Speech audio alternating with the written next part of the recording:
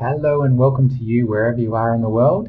My name is Shannon and today's video is about the Japanese diet and why is it really a healthy one. And we're going to talk a little bit about macrobiotic diet as well, but why is this a good choice for a diet? Now, diet, what are you eating now and what could you be eating? Well, there's certain labels like a carnivore diet or a paleo diet or even a fructarian diet. But what's the difference and why is the Japanese one really healthy for you?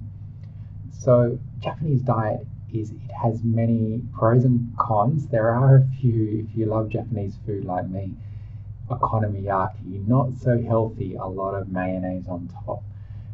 There is a bit of MSG, but traditional Japanese diet, it's really beneficial for cardiovascular health, and there's a lot of science to back it up as well and a lot of studies.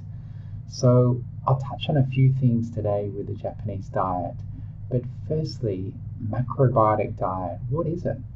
Macrobiotic diet it's making a bit of a comeback because these days there's a lot of talk of fermented food being good for us and getting back to basics like eating real market food and shopping in your local market locally for in-season food. Also keeping red meats to a minimum for cardiovascular health, and a lot of people talk about a vegan diet being good and low inflammatory response for your body having that type of diet. So it does tie in with that macrobiotic. But the macrobiotic diet is really simple, clean, a lot of fermented food, and that really is the Japanese diet, traditional Japanese diet. Now, firstly, we've got things like green tea. Now, green tea, so many benefits of green tea, being not as dehydrating as coffee, even though there is caffeine in it, but particularly research shows there's a ton of research. But just for example, one study here, I'm looking at 1,371 Japanese men over 40. They consumed it and their total cholesterol and triglycerides in blood samples were reduced.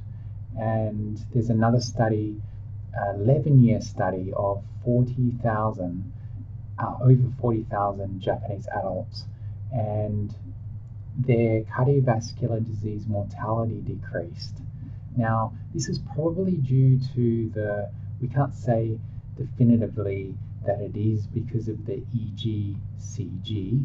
Now, we can't say it's particularly the EGCG, but there's a lot of studies. If you're looking about for research on this, it's an antioxidant. It's talked about in a bit of cancer studies. It's talked about in the telomere repair and a lot of the anti-aging formulas. But as a general rule, it's excellent antioxidant. And in this case, with cardiovascular disease, and why is the Japanese diet a good choice, is it's reducing cholesterol. Now, those two studies showed that. There's another one with a 12-week double-blind trial of 240 individuals, and that reduced blood pressure in those individuals. Now, what else could be good about the Japanese diet other than the taste? There's natto. Have you heard of natto? Now, natto is also making headway in the news and the supplement market. Not particularly natto, but the extract from natto, Nattokinase. Now, natto is fermented soybean, and it's found in Asian shops, Japanese shops, in little white packets. And it's very stringy. It has a strong smell to it, but it has a bacteria in it, Bacillus natto, and this makes Nattokinase, which is an enzyme found in natto. And this has been investigated a lot in health, and particularly cardiovascular health, because it contains a lot of vitamin K, and this is going to have an effect at distribution of calcium and plaquing, reducing plaquing, but also anticoagulant treatment. Now, there are a few studies with that. One I'm looking at here is with rats, and it's reducing cholesterol as well, LDL cholesterol. Now, what's another thing in the Japanese diet that could be beneficial for us? How about shiitake mushrooms? Now, there are a lot of mushrooms that are also showing significant benefit. There's chatter amongst the internet world of adaptogenic mushrooms, lion's mane, good for our brain, cordyceps, for example. But let's talk about shiitake mushrooms.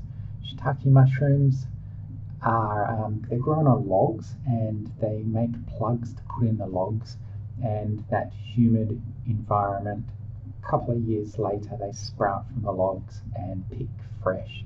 You can find them in the Asian shops dried. They come from different countries of origin. There are a lot of Chinese ones, but if you can find some Japanese ones perhaps, or even local ones, would be even better. Now, why are shiitake mushrooms good for our health, and particularly cardiovascular health? So there's a study here I'm looking at, and it was with rats. They were given corn and 2% shiitake mushrooms, and then the fat metabolism was reduced and the deposits of fat were less in the rats. Now, what else can be good with the Japanese diet? What about fish? In the Japanese diet there is quite a lot of fish intake. Now, we know from decades and decades of research on EPA and DHEA in fish oil and fish supplements, great for our brain health, cognition, also an effect on the cardiovascular health and cholesterol levels, as well as being anti-inflammatory.